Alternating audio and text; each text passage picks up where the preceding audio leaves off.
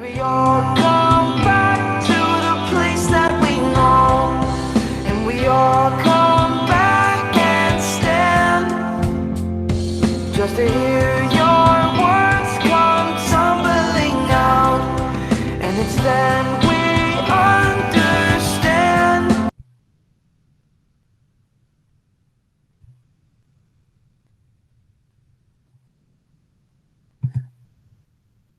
Okay, well, good afternoon and welcome to the next edition of the Digital Diaries. Absolutely delighted to be welcomed on a Friday afternoon, very sunny Friday afternoon, by Jennifer MacIver. Normally I would start by pronouncing the name of the school that they come from. However, I'm going to leave that to Jennifer to do for me when I come to do introductions, because it's by far and away the most troublesome school name that I've got to try and sort of announce and speak to, even though I will say it's an amazing school, having been there twice to do training. It's just the name I'm not confident about. So welcome, Jennifer. Good afternoon. Hello.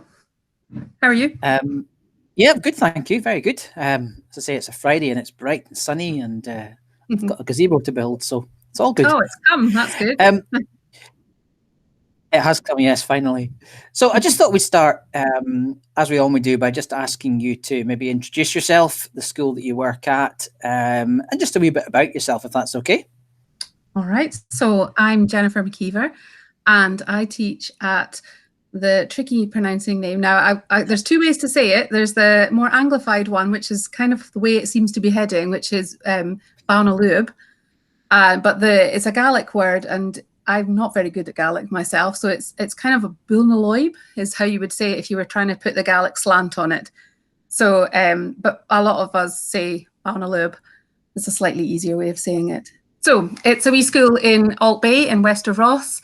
It's a 2-teacher school, and I teach P4 to P7, and I've been there this is the end of my 13th year, and I actually started in that school and I've never left. So I came up here on my probationary year and did my year, and then applied for the job and got the job, and here I am. So I've moved up from Edinburgh. So that's where I used to live. So did you tick the box? Everybody asks me that. No, I didn't. I wanted to come somewhere rural, so I picked lots of rural places. And I'm glad I did, because a friend of mine, she ticked the box and she basically got a school just down the road from her in Fife. So, I mean, she got the nice extra little bit of money. Best kingdom in the world, I should add. Say again? Yeah. Is it the best kingdom in the world, Fife? Oh, well, yeah, I did a lot of growing up in Fife, yes. So I know Fife quite well. So I teach P4 to 7. As you know, oh, sorry, I was just going to say I teach P4 to 7. I've always taught in the upper class. I've not really taught in the other class, and we used to be a cluster school with a small school round on the other side of the peninsula in Verasdale, and then that got mothballed, and so we were just one head teacher with us, so it was just me and the head teacher for a while, and then we ended up clustering with Pool U Primary, which is in between us and Gairloch, which is where our high school is. Okay, yeah, I was going to say, because I've always seen it. It does seem to be almost intrinsically locked together with Pool U. Yeah. One of the few schools on the Highland Council email system that doesn't have it sort of separately divided. It's actually almost seems to be classed, certainly for Jean's head teacher post, it always says both schools. That's right, yep. Oh, so in terms of... Oh, yeah. Sorry. Are you all right, Connie? It's okay. We did an interview yesterday with Dougie and Deirdre, so we're used to having more than one person on screen, so it's absolutely fine. So in terms of, I suppose, your digital experience, and I suppose pre-lockdown, how would you have described, your sort of digital confidence, digital skills? If I came into your classroom, and it's a really head teachery thing to say, but what would I have seen in your classroom in terms of digital learning? Well, it's funny because I've been thinking about that since you asked me to do this interview, and I wrote down on my notes kind of mediocre skills in ICT is how I would maybe describe myself. But I am actually the digital leader, believe it or not, in our school. But when you've only got 2 teachers in the school, one of us is the digital leader, one of us is the numeracy, one of us is literacy. We share all these jobs. So, I have that hat, but I don't know how well it sits on my head. But in terms of in my classroom and within the school, we've tried to we've had the Chromebooks for about 10 months before lockdown kind of happened. And I have to confess, I was in the camp of using it along the lines of it's an extra laptop kind of thing, and really wasn't using the G Suite, I would say. I tried, we dipped in and out. I had a terrible experience with Google Classroom one time, and then thought, I'm never doing that again. And so it's just always been on the to-do list to do some stuff with it. We had yourself out and you showed us some different things. And so then like Book Creator and things. And then that kind of gave us the confidence to go, okay, let's just try some bits and bobs. So I'm kind of, in the classroom, we would use a mix. We try to use them, but I'm still a great believer in written work and getting children to write and not always read from a screen and things. And certainly our parents didn't want that either. So we tried to do quite a mixture of things. I don't know if you saw Darren Brown's interview. No, so I Darren, didn't. of course, is a computer science teacher, and it's actually quite a kind of pivotal moment for me. One of the questions I asked him, he said, he says, I think Chromebooks are amazing. I think technology is amazing. He said, but, for me, a really good sort of technology teacher, computer science teacher, is someone that says, right, guys, put your Chromebooks away and let's work on something offline. He was talking about planning for, like app design or something. And actually I thought, what, the expectation might be, to someone thinking, well, as a computer science teacher, surely they would advocate using them all the time. But actually, he said that's a real skill, is knowing when to use them. That's interesting that you've said that as well. So I think it's definitely the case, definitely. You mentioned about the parents in terms of, I'm going slightly off questions here now, which you knew I would do. So your parents, when they were when they heard about Chromebooks, what was the kind of perception in terms of, was that something they were embracing, or was there a little bit of, as I think there probably was with most parents, was there a little bit of kind of uncertainty about it? Definitely uncertainty. Yeah, there was definitely a view of maybe that the children are a little bit too young for these things just yet, that there's still plenty of time, that, let them experience it at high school.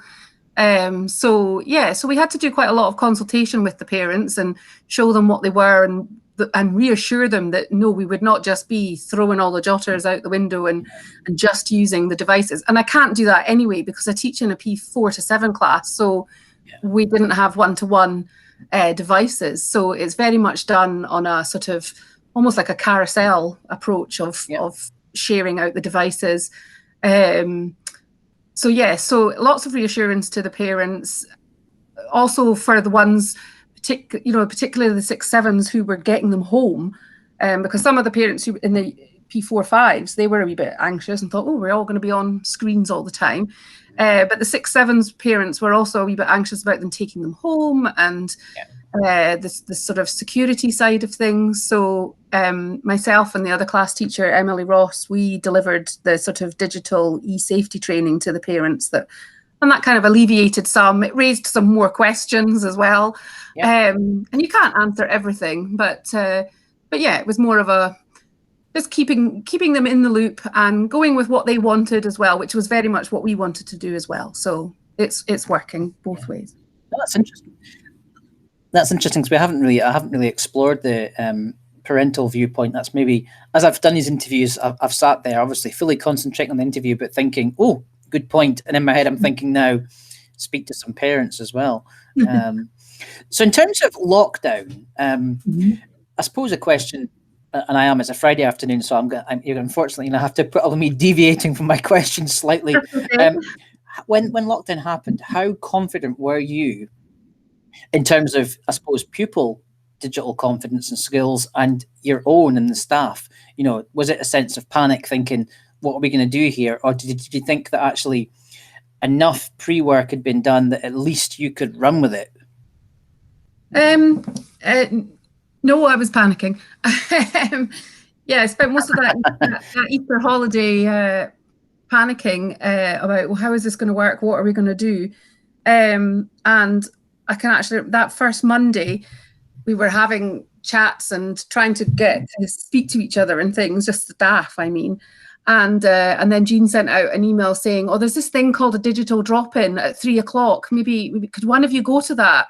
And so that was the start of me, and just about every single day at 3 o'clock coming along.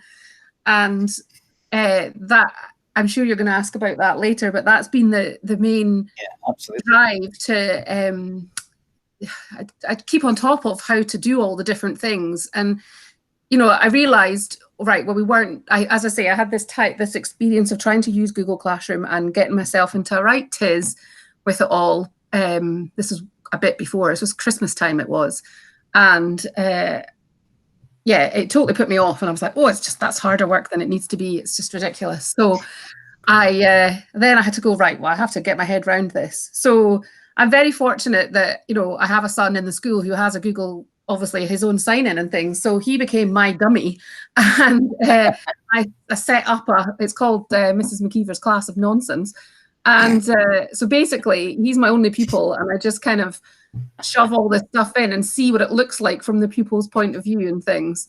And I'm very sort of self-taught on how to do these things until we started getting all the digital inputs from your team. And then I just started watching them. And as I say, the digital drop-in coming along and asking questions, or I love it when Dave, the techie teacher, comes along, because he always thinks he's asking the most ridiculous question. Yep. And actually, I'm sat there going, well, that's a brilliant question. I didn't even know I didn't know that. And so just that's why I come along and just sit and listen, because I'm just taking little notes and just little gems of info here and there. Yeah, well, I mean, obviously that's, yeah, you knew I was going to ask a question about the digital drop-in, because for me, you know, and I mean this in the very nicest way possible, that I think you coming to the digital drop-in and actually coming to every session, which is pretty much what you've done, has undoubtedly been one of my top 10 highlights of the lockdown. Just the fact that, you know, having been to visit the school, I knew that there was a few things that you had struggled with a little bit, and things that perhaps you weren't so sure about. And, you know, to have the confidence and courage to actually just come along to these sessions and not even hide away in the corner, because, you know, well, there's almost a team of maybe 7 or 8 now people who come almost every week. And honestly, if you asked any of them, you know, to rank people in order of confidence and ability, nobody would pick up on you being somebody that's not sure of herself. And that's developed and grown, and it's been amazing to watch. I mean, I'm so glad that Jean did ask you to come along. And it's interesting. I came along, and just the other day when you asked us to go to the Stirling, you know, the big meeting with the Stirling Council, I had no idea you were going to ask me to speak. Neither did I. And then suddenly I'm like, all right, now I'm suddenly speaking to like 250 people. And there's absolutely no way I would have done that before. I would have felt so, and then even the fact that I was answering some of the questions in the stream and thought, oh, I can actually do a wee bit of this. Yeah, I was going to say, I think if anybody was going to model or had modeled or demonstrated the example of how to use different parts of Meet, I think the part that you've really mastered is the chat part, because you use that so effectively, because, you know, in the middle of somebody answering a question about something else, you've asked a question down the side and you've got a bit of time to think about it, and even knowing to go and actually respond to other people's questions. I mean, that's what's nice for me, and that's the confidence thing, is that you're not just there to ask questions. Yeah. You've also given answers, you've given thoughts, you've given so I'm absolutely delighted. I think it's amazing. And Dave's a great example, and you're right that you need somebody who will come along and ask those questions. And I think that's why people stay, because they come along and they hear an answer to a question, perhaps the one they've asked, and they'll think, oh, I'll just stay for the next one. And they pick up on something and think, oh, actually, it's I can maybe learn something else. So, yeah, I mean, and I suppose that in terms of this interview, if someone's sitting there thinking, well, okay, that was me, I've been asked to go along to it, but I haven't had the confidence to go, what would you say to them about that? I mean, why would someone come to the digital drop-in? Oh, I'd tell them to definitely go. And even if you didn't feel confident to speak, and some people do that, they just type in to say, oh, I'm just here to listen. just to have it on in the background and just to hear little bits of information. Some of it is absolutely flying over my head. I don't know what you're all talking about.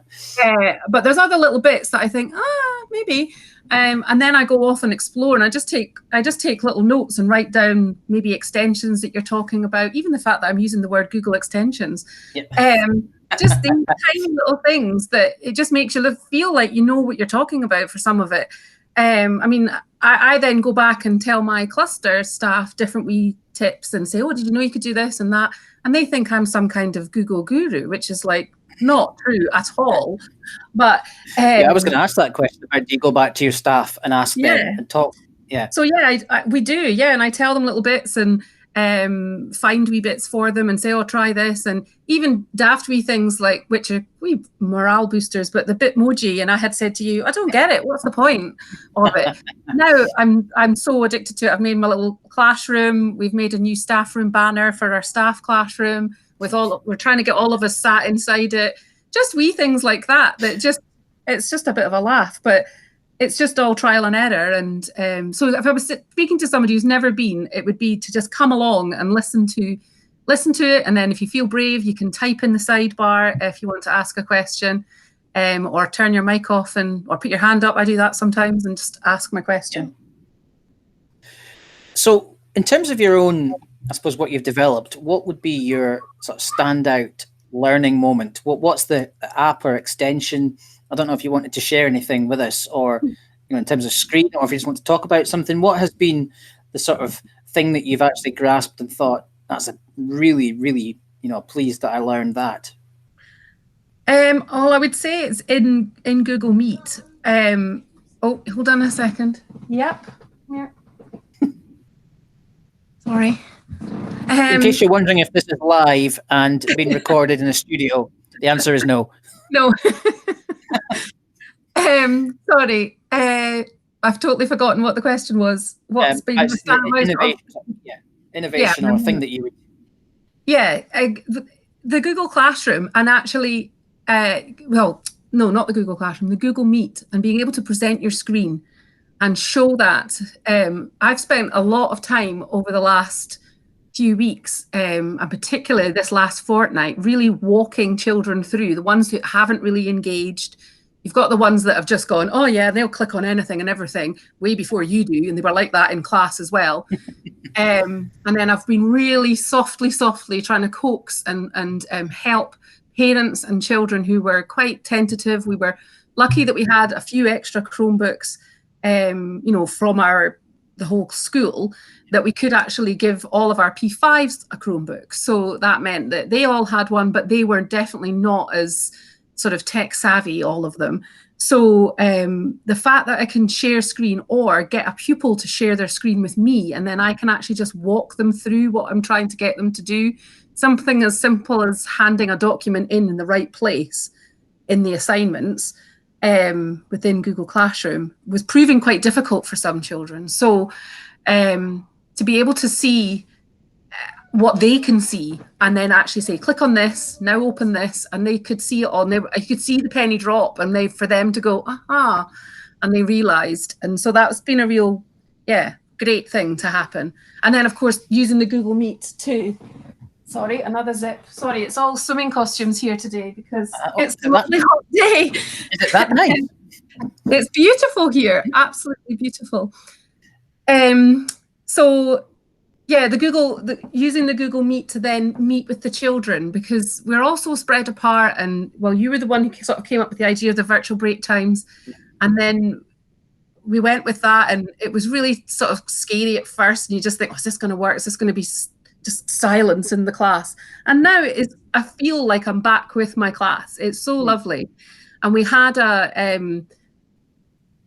one just the other day there, and it went on for 45 minutes. And it's only to be about 15, 20 Extended minutes. break time. Those famous ones where the bells turned off. Yes. But they were loving it, and they were chatting away, and it was them. And at one point they were all, the question had been about what's getting you through lockdown. And that question had come from one of the children. And then they were all sharing with each other kind of stuff that they'd been doing throughout lockdown. And then of course they started talking about some gaming. And I have to say, actually there was 3 members of staff had come in that day. There was me, and then there was a PSA, and Jean herself was there, and you could just see the adults glazing over a little bit, going, right, don't know what they're on about now. So yeah, but it was lovely. I had to actually say, guys, we're going to have to stop. So it was really nice. So the Google Meet is the thing that it's amazing that we can see each other. And I'm quite a sociable person, and I like talking and seeing people. And I have to say, in the Easter holidays, I was really struggling with lockdown. I thought, this is awful. And I had actually had to self-isolate when Boris Johnson had said to do that. So it'd been like 4 weeks of not really seeing anyone. And I had never, ever done any video chatting in my life at all. I was always a bit like, oh, no, just speak on the phone. But to actually see people, it makes the world of difference. So Google Meet for me is brilliant. And here you are now being interviewed live in front of millions of people. Well, maybe not quite. Oh, exactly. Like I say, the other day, the fact that you asked me to talk at that thing and there was 250 people, I was like, okay. Yeah. So yeah. So it was a video conference we did with Stirling Council, and there were 240 from Stirling. I think there were 10 from Highland. Yeah, and again, another indication just of your growth and confidence. And Jennifer spoke about the virtual playtimes that have been had, and immediately the Stirling staff were really quite piqued by that. I've had a few questions asked about that from Vicky, the organizer. Yeah, so it's brilliant. Yeah, a guy has emailed me asking stuff about it. So yeah, so that's really nice, and it's nice to talk to people out of Highland as well. So it's good. So in terms of what's next for you, what's your kind of digital challenge between now and the summer? What do you want to accomplish? Okay, so I like forms. I can see quite a lot of potential in Google Forms, and I've seen some other schools have done these things that are called escape rooms, and it's got all these different little puzzles. Yep. And it's all done with Google Forms, and I was like, whoa, that's cool. So, and I've given them to a couple of the whole class, and some of them have done it and said, oh, that's really clever. So I kind of want to work out how to do one myself. That would be quite cool. But I also I like the fact that you can, I mean, this is where Taus has been really useful, because when I know that he could talk about Google Sheets for a long time, and I like how organized his work when he shows it, and it's all in Google Sheets, and he's got all these different things and formulas, and I'm quite intrigued by all of that. And yeah, I'd like to work out how to use Google Sheets a lot better, because I think, even just like when we were surveying staff, we were just doing it by an email, and then parents were emailing us back, and then we have to collate all the information. Yeah. So that's why, like, I came to the digital drop-in one day and just said, is it crazy to think that we could just use Google Forms for that, and that you don't have to have a Google email address? And it's just being able to ask that question and get that answer really quickly to know, right, well, that's what we'll do next time. It'll be a heck of a lot easier. So it's just these little things that I want to spend time exploring. So it sounds like level 3 essential skills training for you then. Well, I do want to do 1 and 2, the Google 1 and 2. I do want to do those. But I don't know about 3. We'll have to play about a bit. To be honest, the essential skills level 3, which Taus and I were chatting about today, this is the non-Google version. Once you've done that, you would then be in a position to go and do level 1 without any issue at all. Okay. So definitely worth thinking about. That's coming out on Monday. The sort of content of that, because you don't need to do. I put my name down for number 2, but I don't know. Yeah, I mean, 2 would probably be useful, but I think you could be ambitious. I've done the level 1 Google training, and actually the majority of the challenge is actually finding the time to do it. Yeah. Because it's about a 3-hour job to get through it. If you spend an hour looking at the Google Sheets question that I did, and got myself so bamboozled, I'd almost resigned from my post, thinking, no, I'm going to fail this because of Google Sheets.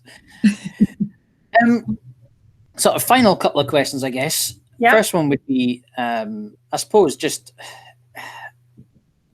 I guess it's thinking about post-lockdown. How do you see the digital drive continue, or how do you hope it will continue in your capacity in your school when we go back? I mean, let's say we're back in old normal at some point in the future. What will be the balance between digital and old normal? Well, I mean, like Nirvana would be that everyone would just have a device one-to-one, and that would be fantastic. And then you just don't have that whole balancing, juggling act, which I mean, we all have it. And just in the multi-composite class, it's so hard when you think, oh, not everyone's going to be on a Chromebook, and I can't do that as a whole class lesson. Just wee things like that sometimes make it harder, maybe, than you'd like it to be. So, but that's utopia, and I don't know that we'd ever get to quite to that stage. But yeah, just the fact that the children have experienced a lot of different things on it now, you want to play about with it more and show them other things that you can do, rather than, I mean, the temptation is to show them everything, but you've got to be realistic as well. So yeah, just trying to show them what is out there and what can actually be done, and that it's not just a laptop at all. Is as I thought at the very, very beginning, thinking, oh well, this is just a laptop, a Word document, or except it's called Google or something. That's kind of how I was with it all. But now I've hardly even used Word documents at all. I have to say, I'm converted, if you like, to using Google, and that's my sort of go-to now. So I want the children to feel like that too, and just to feel confident with it all. That's amazing. There are so many sound bites that I'm in my head thinking I want to capture that. I think my favorite one that you've said so far is that when you were talking about the sort of Google Meet for the lunch, the playtime, that you said you almost felt like you got your class back, and that you know, it's really nice to imagine. It does feel like that. It's just to see them, and just to, I mean, just this week we got 2 more into the class, and just everyone was, their eyes all lit up and went, oh look, that's them, they're here. And that's been quite a lot of coaxing and guiding them to hit the button, and it'll all be okay. And parents, as helping parents as well. And so yeah, it's just been amazing to see them, and that has definitely been a highlight, because you miss them. So last question would be, I suppose, and I can maybe ask that question that I've always wanted to ask, is what would you tell your 11-week ago self in terms of having a go at the digital learning? Maybe 11 weeks is a bit unfair, but what would you tell your sort of 2 years ago self that was saying, yeah, I'm not so sure about this? What would be that message that you would give, I guess, to someone that's not convinced at this point? I think I'd say to me, my old self, or to someone else, that first of all, you can't break it, really. So that it's okay. You can do quite a lot of things before you've lost your work or whatever. I mean, I have discovered that if you delete an assignment, it is gone. So I would put that out as a a little bit at the beginning, because you think everything's just being saved and all of that. But yeah, so it's don't be scared of it, really. And ask for help, and just try and do one thing at a time, and then revisit it and try and add on a little bit more of your knowledge to it, so that you're not just stuck looking at, I don't know, Google Slides, for example, the whole time. You're looking at different things, and then you come back and learn another little snippet about it. And if you're fortunate enough to have access to something like all the digital training that is now put together, absolutely, it is worth its weight in gold of just putting the time aside and thinking, right, I'll just watch a wee film about, I don't know, forms, slides, sheets, whatever, and then just take a few bits from it. And the fact that it's there that you can go back to and watch it again is brilliant. So that's, keep it simple, one thing at a time, try and get something embedded, and then revisit it. And just keep spinning all the endless plates that we all have to spin, which is just non-stop. So, yeah. Thank you. That's great advice. Yeah, I hope this has been really useful, people watching this, because I think we have, over the past 2 weeks of doing these interviews, we've ranged from the people who I would say are, transformational in terms of their confidence and in terms of their ability, and there's been a whole spread in between of people. For me, it's not ability, it's confidence, is the big message. I think ability-wise, I mean, anybody can learn to do something. It's actually having the confidence to go ahead and apply it. Remember when I came to visit your school, you were talking about the fact that you've been using Google Slides, I think, for the year. Was it for the yearbook? It was for our yeah. It's like a yearbook. It's our school newspaper. I remember thinking, still not got an answer to that. I've still not figured it out. But I remember thinking that if that's someone who's not confident, but they're actually giving it a go, and that was almost an insight into the fact that maybe you didn't know how to use it, to its full capacity, but actually you were willing to have tried, because it's not the obvious place to start. No, like that. Oh, that's all because of blooming text boxes. That's why. It's all to do with text boxes. But the bane of everyone's life, if you like, text boxes on Word. But no, I think you're right. You just have to sort of give it a go. And I mean, the other day I did something for the children, and I thought, oh, this is brilliant. Well done. Yeah, I'm really pleased with myself. And then I realized I'd done it all as a quiz, and it was going to generate a score. And I'm like, well, I don't want any of that. And so I'd done the wrong button. But it's okay. It was fine. I can sort it. And so, yeah, it's just about trying things. And, well, a tip for any teacher is to get a dummy classroom, and if you can get your dummy pupil, because that way you can see it from what the pupils see, because that's been really helpful. What some people have done, they've actually created a test pupil for themselves and then gone into their own actual classroom and done it that way. Okay. Anyway, on behalf of, I guess on behalf of Tanya and Andy and I, just a big thank you to you for everything that you've brought to the digital drop-ins, and just your almost undying enthusiasm for everything that's thrown upon you. So, thank really, you very much. That's very kind. I'm just very grateful that you guys are there, because I would definitely be stressing a lot of how to be doing some of the things that we're trying to do. So, no, I'm very grateful that the digital drop-in was there for me to access and ask any question, really. Well, thank you for giving up your afternoon. I'll let you get back and you can head outside in the beautiful weather. Well, yeah, thank you for joining us. And hopefully, if you're watching this and thinking, something to do over the weekend or on the Monday in service day, loads and loads of material, as Jennifer said, on the Digital School Hub. Also, lots and lots of sessions coming up on Monday on the inset day. If you have got some time, the majority of them will be recorded, so you can always go back and watch them afterwards. But thank you again for joining us. Thank you very much. Not at all. And hopefully we'll see you all again on the next episode of the Digital Diaries.